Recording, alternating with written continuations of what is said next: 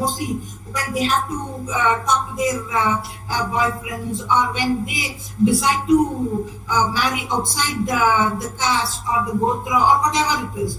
So the parents put an end to the girl. And in North India, one girl was murdered by her grandparent and uncle because she decided to wear only jeans, and they thought that she's bringing dishonor. And in another instance in Lucknow, a girl decided to get married to her boyfriend. She ran away during the lockdown to her boyfriend's house, and her father followed her to that place and hacked her to death in public view. He said, "No, I have no remorse. She has sullied the family's honor. The family's Izzat has gone." So lives do not matter. And because of child marriages, increase, early pregnancies, and all the attendant complications.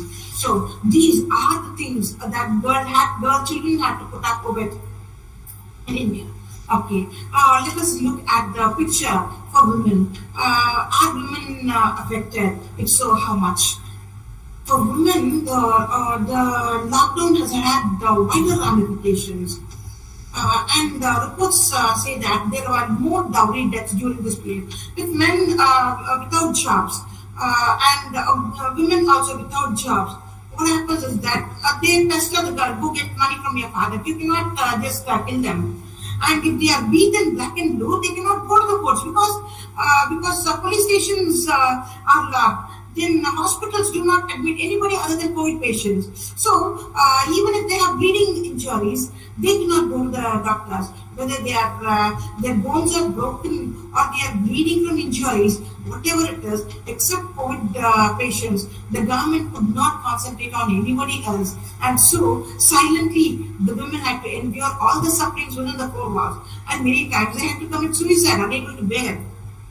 And when it comes to women, a loss of jobs and economic insecurity was more. Why? Because most of the women had to give up good jobs or transferable jobs because of family circumstances. When they have to have children, they are the basic caregivers. So they have to take care of the child. And because of that, job commitments, they have to go slow. So most of the women in India depend on private jobs, private sector, or jobs which are not transferable, so low paying job.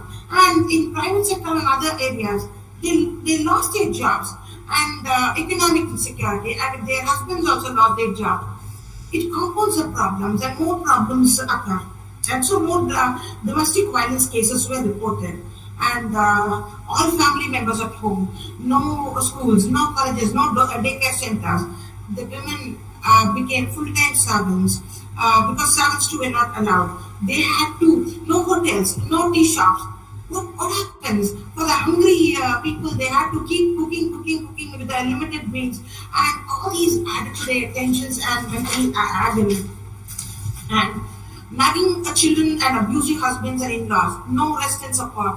That made women who are already suffering to feel that beyond this we cannot continue. This is too much. So they just wanted to go out, and when they go out to their offices, at least they can share their thoughts with their friends and other acquaintances. That too was cut off. So mental torture increased. And apart from that, work from home. We think that work from home is a boon. For men, okay, they say we are working from home. Everything has to be supplied, tea, coffee, food. Because that man is working. This woman is also working. What she has to, you're working, but who will cook? She has to do everything at home, and then she has to sit for the office job. And during the meetings, children will be running here and there, but for father's home, they won't do. Why? Because the value given to women's work at home for a homemaker, that is very, very less. I'd like to tell you about the census reports. Census reports are prepared by the Parliament of India, the persons who are highly competent, the parliamentarians, the members of parliament. highly competent persons only prepare the census every decade, every 10 years. So when you look at the housewife, the category, they are, along with the housewives, they are called as non-working members, along with the housewife, non-economic category. Non-economic category. They are clubbed with rentiers, people who have got houses, they collect rents. So rentiers, then beggars, then prostitutes. So that is the position of a housewife. Imagine a house without a woman. How will it be? But when a woman dies, the same family goes to court and say, we want them, she was a housewife, she was the center of everything, we want the most money. In accident claims case, you find such interesting claims being made by the husbands. When a woman was alive, she was serving for everybody. Like even the government census report till now, even in 2011 census, 2021 census has not come. That has not been corrected till date. Despite representation made by National Commission for Women, it is still, women housewives are still considered as non-economic category. That is the reason why during the election, Mr. Kamal Hassan, he was talking about giving equal wages for housewives. Fixing the wages first. Let us fix a wage. Whether you give or not, 1/3 of the salary or whatever it is, that goes to the housewife. Or the duties she does. Even in many African states, they have housewife, like when you take care of the children, then this is the amount that you have to take from your husband's salary. And you have house husbands also in foreign countries. But here, we have paternity leave. But the mindset is, when a man takes paternity leave, other men laugh. Oh, he's taking paternity leave. What will he do? So it is bringing up children is considered to be the complete domain of the wife. She's a superwoman, bringing up children, catering to the demands of the husband, in-laws, then other relatives, and then also her office work. She has to also get money for the family. So all these double jeopardy for women, and along with that, when members are sick in the house, many households, no household was left by corona. It has touched all families, I can say. So they had to endure, they had to take care, give extra protection. But when women was affected, how much of care she gets, we can imagine. And so they'll be the last to get medical aid also. So that was the pathetic situation. Then coming to the transgenders and the LGBT community. Of all the genders, the worst affected in this lockdown are the transgenders. No doubt about it. Why? Because women are part of the society. They are affected, society is affected. But the transgenders are almost outside the realm of the society, excommunicated, so to say. They are kept outside because of their sexual identities, because they prefer to identify themselves as a particular sex. So what happens is that as of now, transgenders do not have stable incomes. Only now, I can say that Tamil Nadu is leading as far as the government has appointed transgenders in high-level committees and given them job opportunities, educational quota, and ration cards also given to transgenders. But only few members, only 10% or 20% could get the ration card. But a good move has been started in Tamil Nadu, which is taken elsewhere in India. Why? Because they have been ostracized by society for ages. And so, what is their occupation? Begging. Normally in trains, local trains, we see them begging. In railway stations, in public places, we see them begging. They come to the shops. When shops are closed, when trains stop, when no buses, no trains, no people outside, to whom will they beg? Do they have anything in the banks? Nothing. And if they have ration cards, whatever the government is doling out, they will get. But they don't get even that. How do they survive? No parental support, no sibling support, no income. Even begging, that is also stopped. no ration cards, and they need to spend so much on hormonal medicines and treatments. That also they could not get because hospitals did not allow anybody, and they could not go out for that. But every month they need that. So they have been affected in more ways than we can imagine. So we can just imagine, but being in their shoes, we will understand what it is to be a transgender and what it is to survive such lockdowns. So it is a very, very pathetic situation for the transgenders now. So I have briefly outlined the problems faced by women, the girls, and girl children, and the transgenders during this lockdown. Now, we have to talk about. We shall not keep cribbing. You have been affected. This is how we have been affected. So it is not sympathy. We have to come out strong. Why? Because when the going gets tough, the tough gets going. And women being the harbingers of civilization, it is a wake-up call for them. You have to.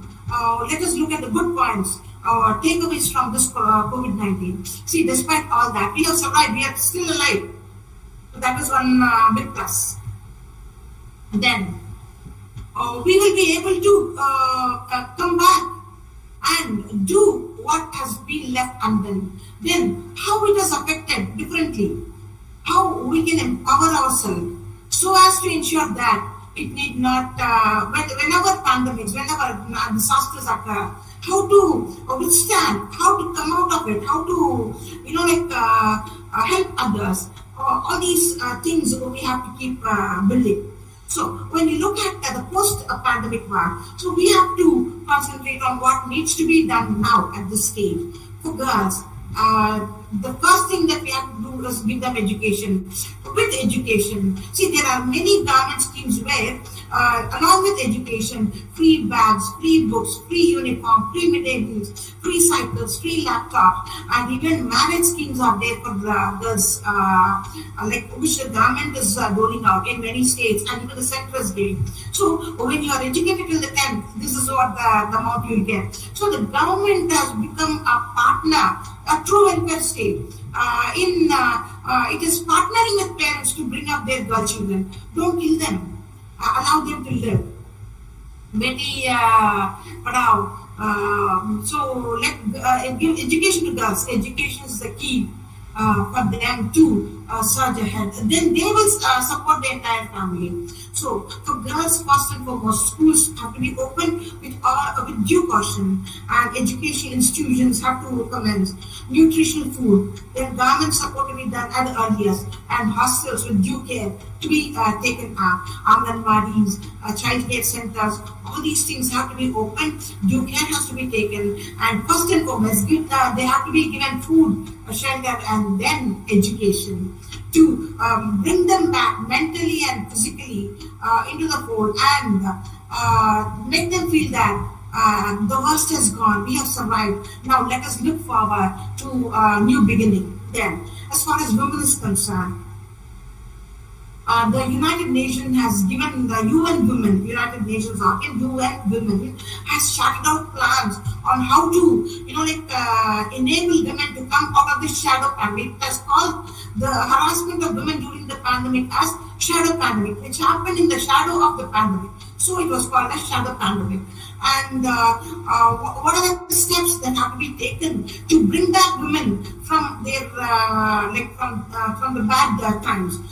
First and foremost, economic empowerment, then opening of shelter homes, daycare centers, schools, colleges and offices, better economic opportunities, then self-help groups.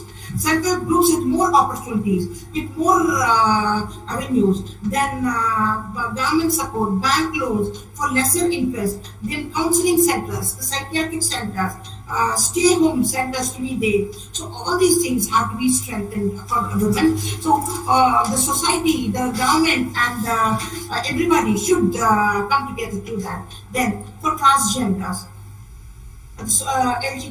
LGBTI community, first and foremost, socially inclusive policies. They have to be accepted. Mindset, we have to accept them. Then give them educational and economic opportunities. Have self-help groups for the transgender transgenders, give them economic opportunities, and let the government, like how they are self-help groups, the government organizes fairs and gives them money, organizes fairs and then gives them shops where they can sell their goods.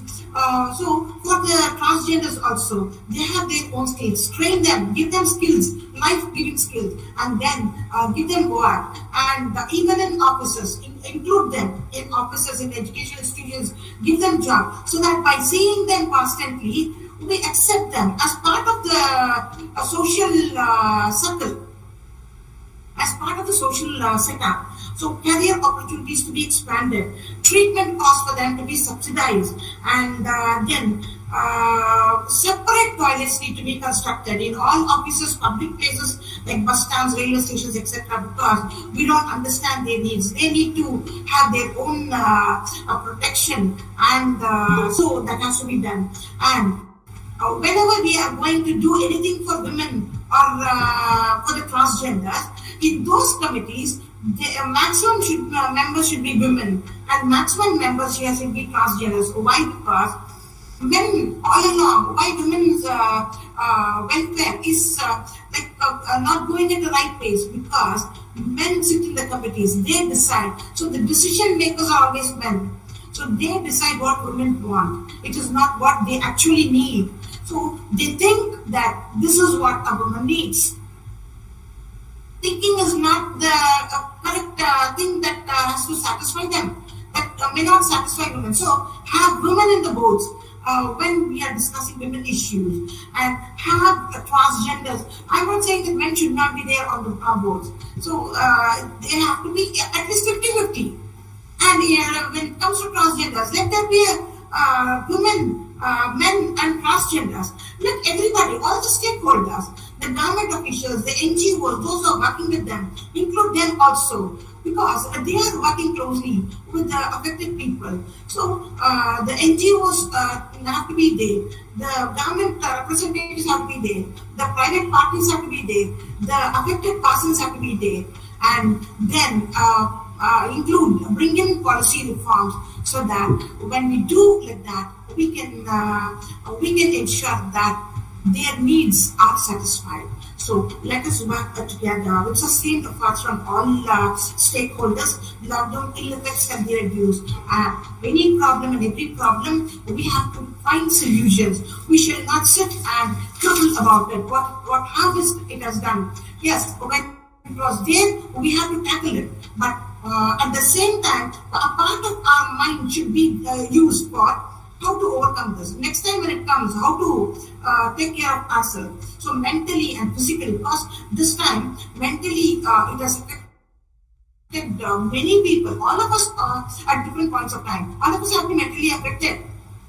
So when we are affected, when our near and dear ones are affected, so how to, what areas have to be given importance, most of us know. So when we start doing that, I think we can find solutions to any problems that come to us, and we can face problems properly and effectively.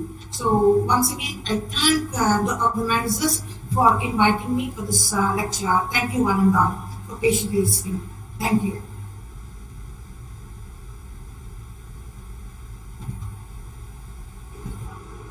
Thank you, ma'am. Thank you for your presentation. Next, I welcome Needu, Research Scholar, Department of Humanities and Social Science, IIT Madras. Welcome you, ma'am, for your presentation.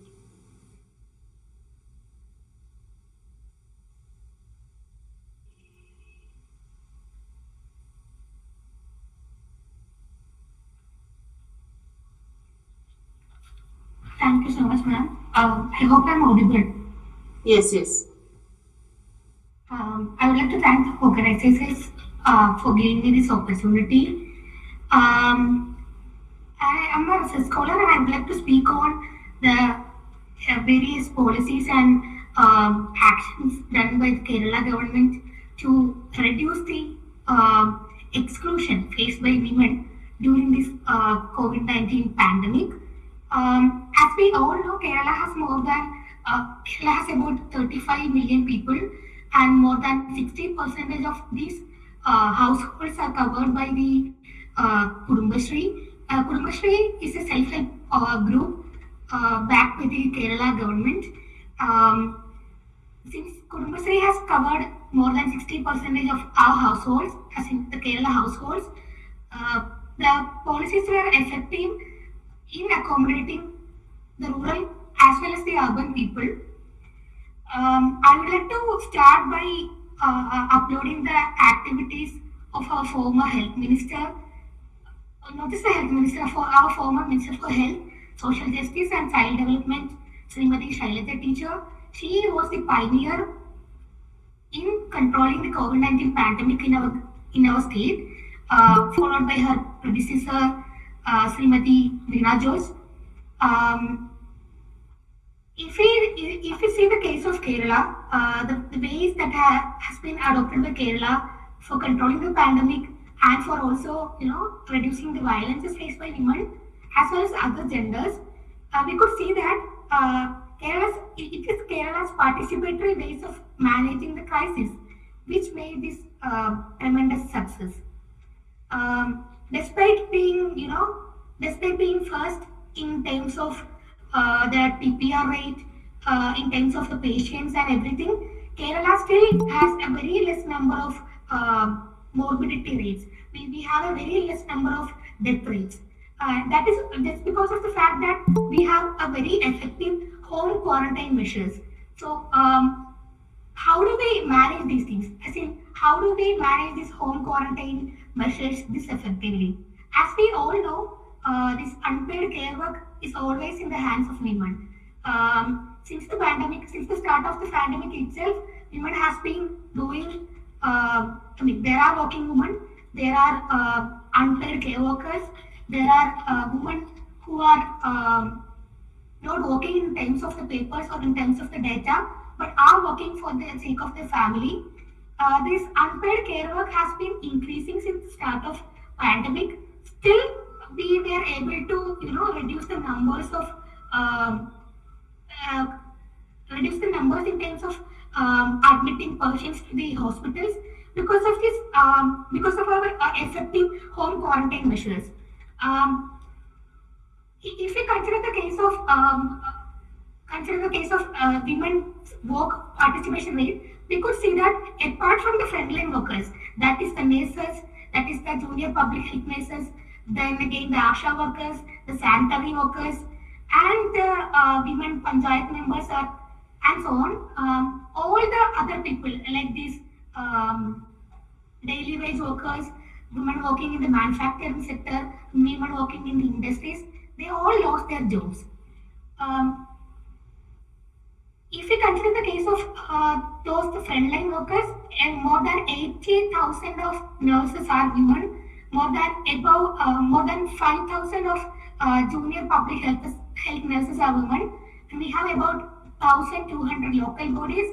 Among the elected local body members, about 52% are women. If we consider the number, it's about 22,000. So, with the effective participation of all these sectors, we were able to manage the crisis. So, we need to acknowledge the participation of all these women frontline workers, along with the women police officers and women women workers in all other sectors, that we were managed to control the crisis at a certain level. How do we manage this crisis? Is because we have an effective Kudumbashree mechanism. We have an effective self-help group system.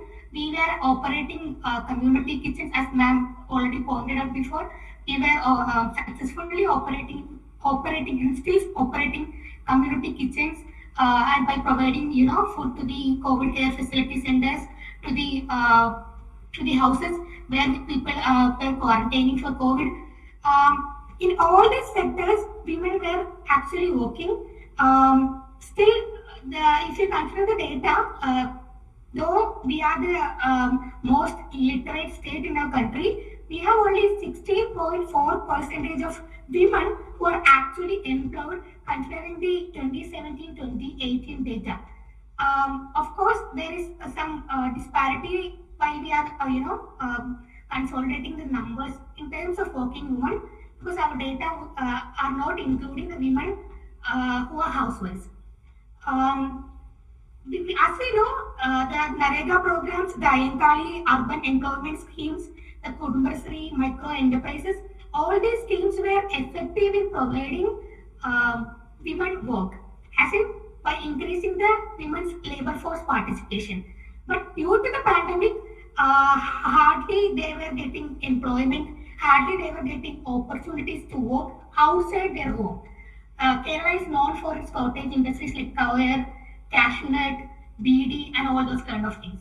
And as we all know, women were the active participants or active labor force in these cottage industries. But of course, the pandemic affected the cottage industries too by reducing the number of women's workforce participation. But the government and the local self-governance department has effectively managed to provide them jobs through other means. I would also like to throw some light on the campaign, the social media campaign by the Department of Women and Child Development of the Kerala government.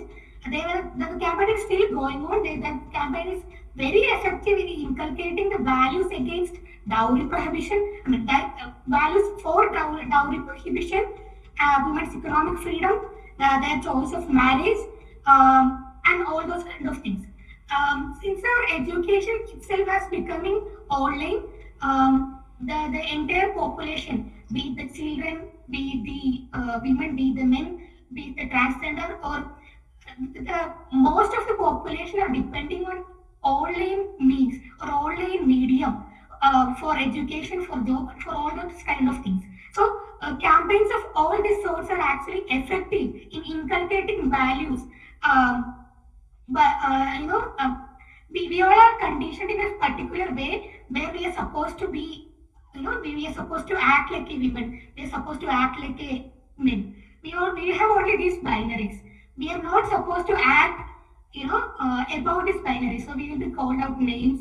We will be, we will be shamed. We will be, shamed for all those kind of things. So I found that this social media campaign by the Department of Women and Child Development is very effective in inculcating the values that men can also cry, men can also express their emotions. Women can choose their career over their marriage.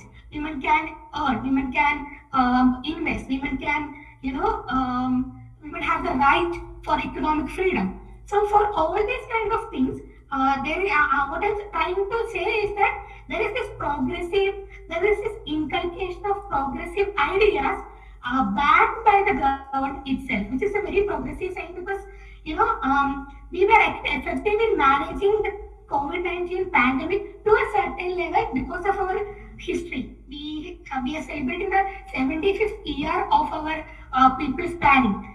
We had a very successful literary campaign. We still have a very successful self-help group in terms of, in the name of Kudumbasri. So women empowerment and women's social capital formation were our prime aim for years, and that actually paid off, for managing the pandemic, because then it was not just the men but also women who were actively participating in sustaining our health, in controlling the pandemic and all these kind of things. Of course, there is a study by Kila where it has been mentioned that the domestic violence rates are increasing. But at the same time, I would also like to throw some attention on the activities done by the activities procured by the government and the government departments to curtail all these things. Like there are helpline numbers, there are WhatsApp groups, there are social media groups where women can easily approach, for seeking help and for seeking support and for seeking all these things. And along with this, I would also like to mention the mental health support that government is providing. Since the start of the very first wave of COVID-19 pandemic in Kerala, the government has been very successful in providing mental health support not just to a single gender, to every other genders, like the women, the transgender, and for everyone else. So, an effective means of controlling the pandemic through, incorporating the ideas of women empowerment, transgender empowerment, and by, with a very fascinating example of good governance is something which other state has also, should look into, as in how Kerala is managing all this. Of course, we cannot sustain our lockdown periods not for any more because we are a state which is mostly depending on our service sectors, manufacturing sectors, though not much on the industrial sectors. So we are supposed to open up during this second, by the end of this third wave, or by the start of the third wave, and we are I'm saying that we are successful in managing all these measures. We are successfully managing managing by reducing the violence against women. We are successfully managing by providing care to the pregnant women, by providing care to the children through Anganwadi. We have a very productively working Anganwadi workers, ASHA workers, sanitary workers, Jagrata Samitis. It's all because of the effective management of good governance. So,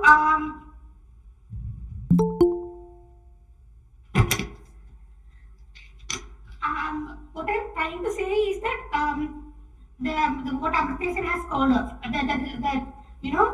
the public action from below and the public action from above, the public action from the government and the public action from the public action from the state government and public action from the local self-governance. So there is a unitary form of governance, a decentralized form of governance by incorporating all the departments, with a formal focus on child development and women's empowerment. And all these policies have helped the Kerala government to curtail or to stop the pandemic effects on women to a certain level. I'm not saying that Kerala is super friend, or Kerala is the topmost state in the country, which is doing all these activities. But I'm saying that with the marginally increasing PPR rate, with the marginally increasing number of persons, Kerala is still managing all these activities, which is very commendable. There is a change in our workforce, women's work level participation. As I already told, earlier women were participating more in the manufacturing sector as textile handlers, or as saleswomen, or as a daily wage earners. Right now, women's participation in the telecommutable jobs have actually increased. As we all know, we have women who are at least a degree holder, more than the men's number. So even though the unpaid care work has been increasing, there is also an increase in the telecommutable jobs. So which actually provided women the opportunity to be a part of the workforce, at the same time managing their household costs. Of course, it's increased their unpaid care work. So I have been talking with a few friends of mine who have been working in the IT sector, who are married, and they were saying when they were living as a small family, as a nuclear family, their husbands were actually supporting them in the household activities, in the child rearing activities, and all those kind of activities. But due to the pandemic, when all of them come down to their extended family, the participation of their husbands, the participation of their siblings, the participation of their fathers actually reduced. Because we are in the patriarchal society, and the role of women and the role of men in the family setup is already there. So the women are supposed to do the household work, and also they are supposed to manage their household work along their paid work. Men are not supposed to do that. So they were saying in an extended family setup or in a joint family setup, their unpaid care work is actually increasing.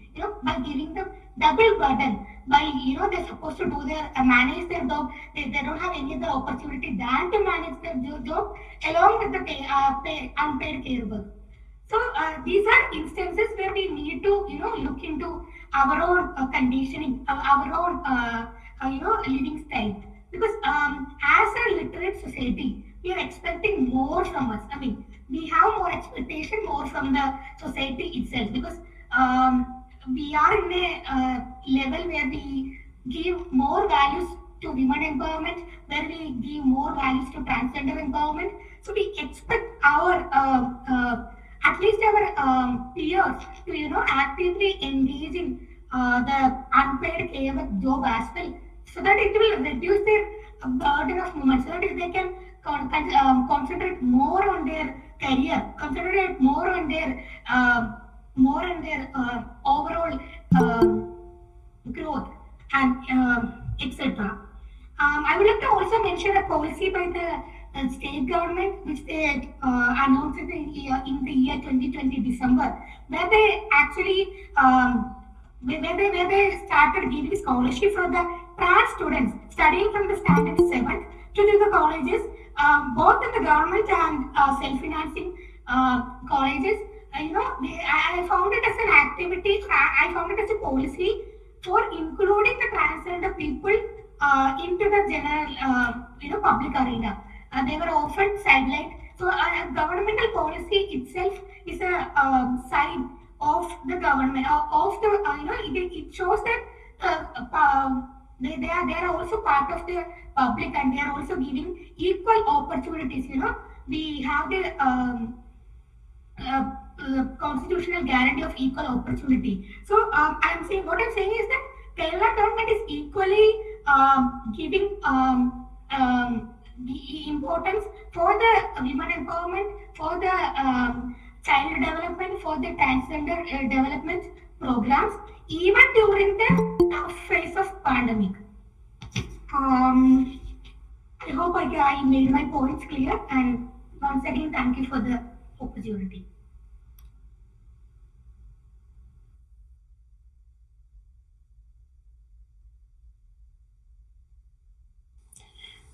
Okay, thank you, Needu ma'am, for your presentation. Now I invite Vinayagan for a vote of thanks. It was indeed an exciting experience to listen to two eminent scholars. Kollam unfortunately became the epicenter of dowry deaths, marked by the two shocking cases where a snake was used to kill a wife and an uniformed officer, leading to the death of his own wife, suicide. This topic relating to the effect of COVID-19 on women is of paramount importance. We also duly apologize for the inconvenience caused by the absence of our principal and HOD due to an urgent NAC meeting at the college. Let me now move on to my duty of delivering vote of thanks. I first extend our gratitude towards our patrons, Major General M.K. Bindal, Executive Director, NIDM, New Delhi, and Dr. R. Sunil Kumar, Principal, SN College, Kollam. Now I thank our organizers, Dr. Ajinder Walia, Assistant Professor, NIDM, New Delhi, and Dr. S. Jayasri, HOD, Department of Economics, SN College, Kollam. I also thank Faculty Coordinator, Dr. Ms. Arya P. The success of this event is the effort and time that the eminent resource persons lend us. So I thank our speakers, Professor Dr. S. Sarvani, the Tamil Nadu Dr. Ambedkar Law University, Chennai, Tamil Nadu. Needu S. Biju, PhD Scholar, Department of Humanities and Social Science at IIT Madras. Also, our regards and thanks for the host of the meeting. At last, I thank each and every one of you for your active participation. Thank you. Thank you, ma'am. Thank you, Vinayagan. Once again, I thank all our hosts for organizing this program. Thank you all.